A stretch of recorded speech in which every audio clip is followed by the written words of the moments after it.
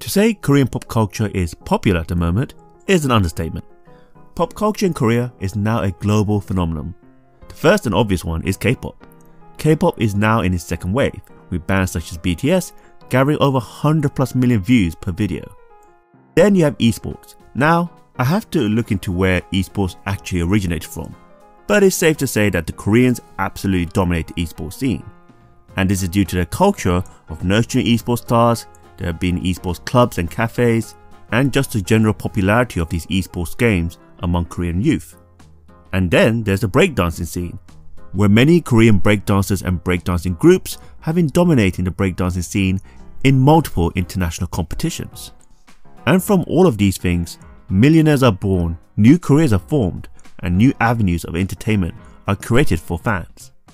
But there is another form of entertainment in Korea that has its own superstars, one where in the Western world aren't certainly seen as celebrities and definitely do not make as much money as the ones in Korea.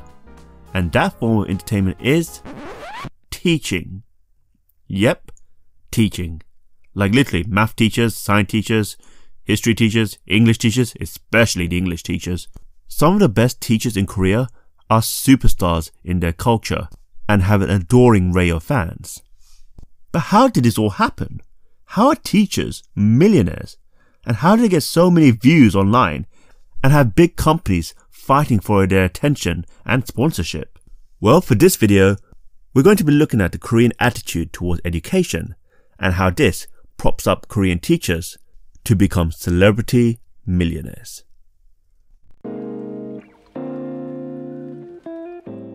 Gaming, music, dancing, these are popular hobbies for young people everywhere, and not just in Korea. Teaching and education is also important, but not necessarily a passion for youth in many countries. Although it should be, kids, stay in school. But in Korea, education is a whole new ballgame. It's in fact a lifestyle. Korean schools are known to have some of the highest standards in the world.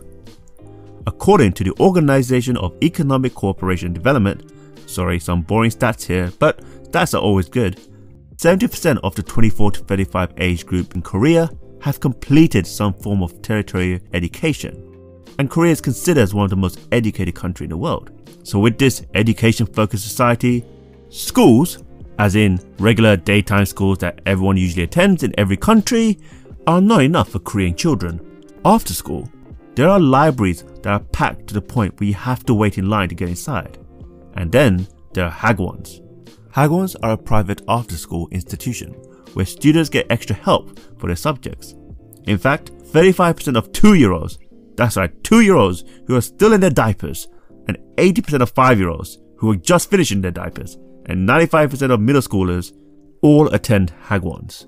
And since they're all private, money, money, money. Some owners of Hagwons are reportedly earning 6 to 7 figures annually. And it's been reported that the Korean education industry is now roughly worth $20 billion. Now, there is a bad rep with some of these Hagwons, with reports of taking money but not really teaching anything to the kids. I mean, what I really want to know is what the hell are they teaching these 2-year-olds? I swear, if they're learning trigonometry and Pythagoras theorem, the UK might as well just give up, mate. And then there's also the issue of kids staying out too late. Not at cinemas, clubs, esports cafe, but at these Hagwons. Some of these kids stay out till 10 PM learning and studying after school. But personal opinion, maybe it's not too detrimental for these kids. I mean, they're together, studying together, and probably socializing together when there are breaks. Nevertheless, the government had to step in and put in a policy that children could not stay more than 10 PM at Hagwons, and try to encourage them to take up other activities such as learning to play the guitar or even get into some physical sports. But this curfew didn't really do much in terms of encouraging children to take up other activities.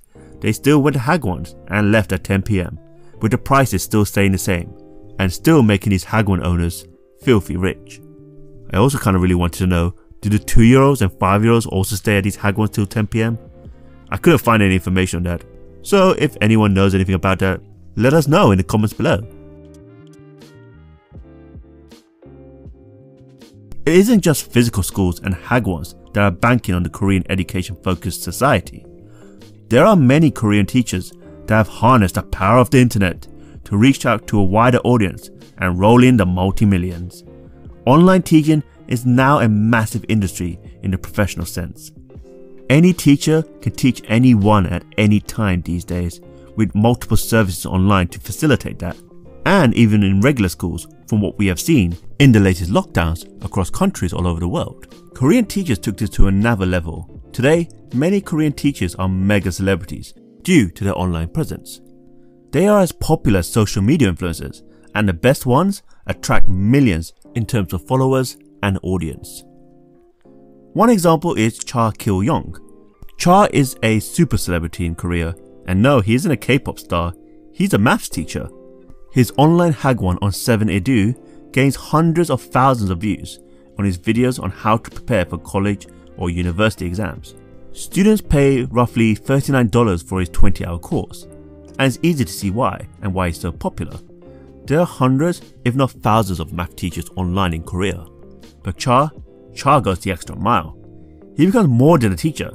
For an online maths teacher, his content is really entertaining. He uses props and costumes to keep his students engaged, and even has a music videos about maths exam. That's right, a legitimate music video that's on their Korean version of MTV, where Cha sings about how great maths is. Here's a clip.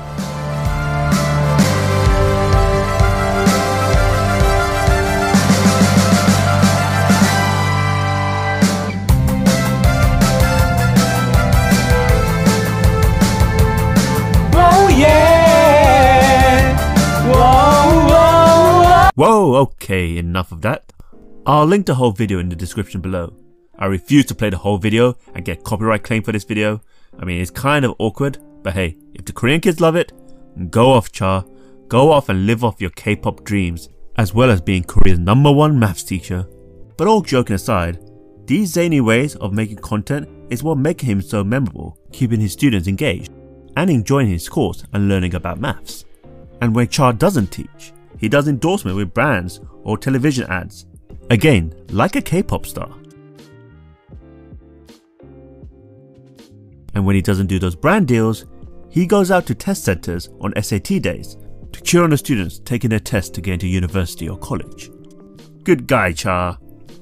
Of course, it isn't just math teachers that are making bank. The arts are getting their fair share too. Kwon Ki-ho is a popular literature teacher in Korea that reportedly earns several millions of dollars. His revenue comes in the form of Hagwons, celebrity endorsements, and using ethos, or E2s. I'm actually not sure how to pronounce this. I mean, it's really hard to find any of this information online. I don't speak Korean, and I don't understand Korean, so you're gonna have to bear with me here, but I'll use the latter. E2s is one of the biggest online teaching providers where students can get access to courses that are run by some of the top teachers in Korea. And there are many other providers in Korea such as Megastudy, Skydo, and Daesun. And these companies are actually at it. In 2015, these companies brought in 503 billion won altogether. And these heavyweight online education services fight over getting the best teachers to exclusively do courses on their platforms. To put into context, when another popular math teacher, Shin Sung-boom, moved from Megastudy to E2s, E2s said the move brought in an extra 35 billion won to their revenue.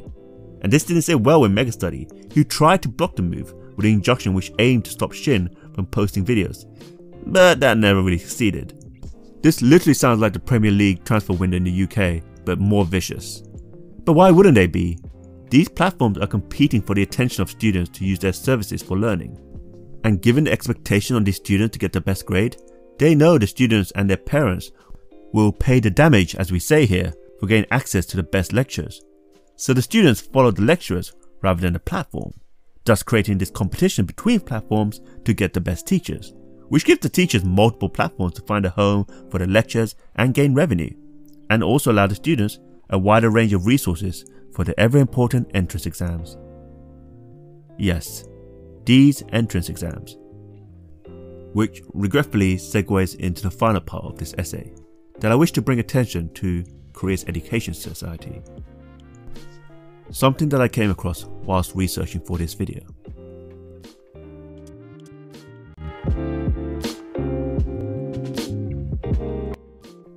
When I thought about doing this video, I honestly just wanted to highlight the zaniness of Korea's education. And also, a quick fun fact, After university, I was contemplating going to Korea to become an English teacher, but for one reason or another I just didn't go ahead and pursue it. But those were really the main inspiration for this video. But while doing this research, as I found out, it wasn't all entertainment and students performing well. There was, and potentially still is, a sad cost to all of this.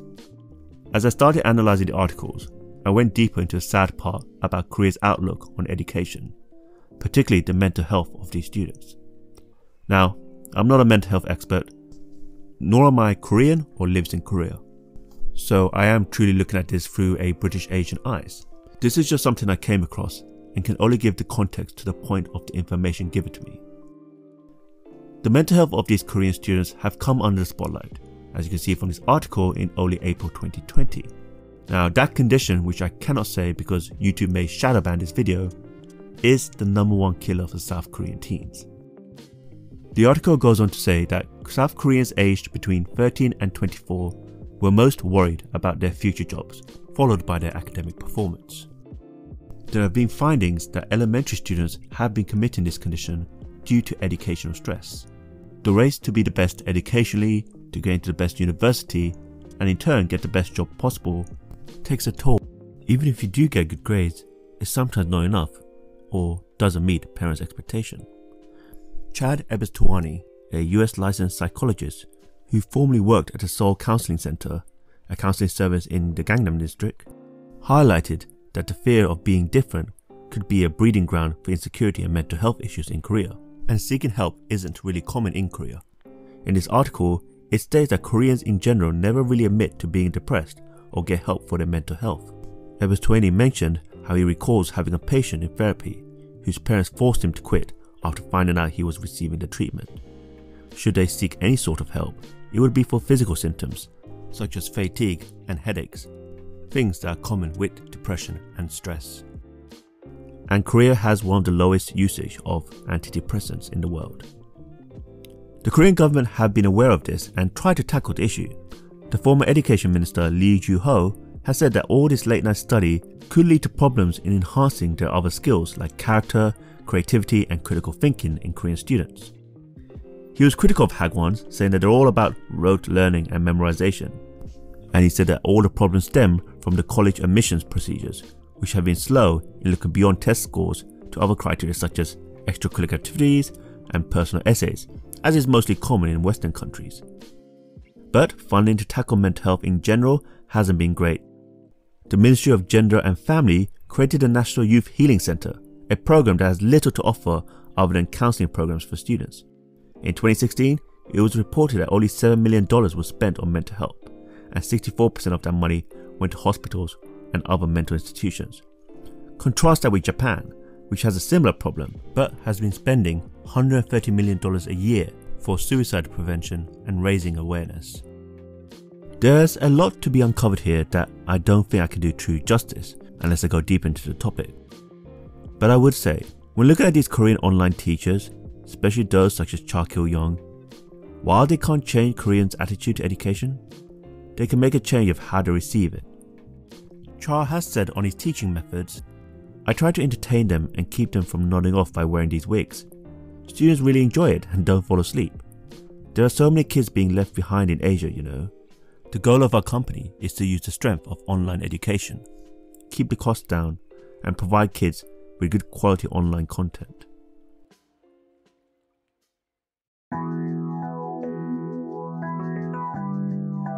Korean students have a mountain to climb with their exams and meeting the expectations set upon them.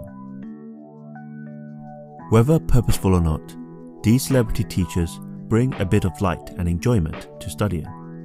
And it could be for these reasons why Korean students gravitate towards them the most, the ones that bring a sense of calmness into their demanding educational journey.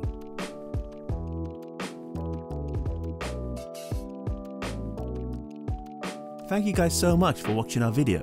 If you liked our video, make sure to give it a like. And if you like what we do, hit the subscribe button and ring the bell.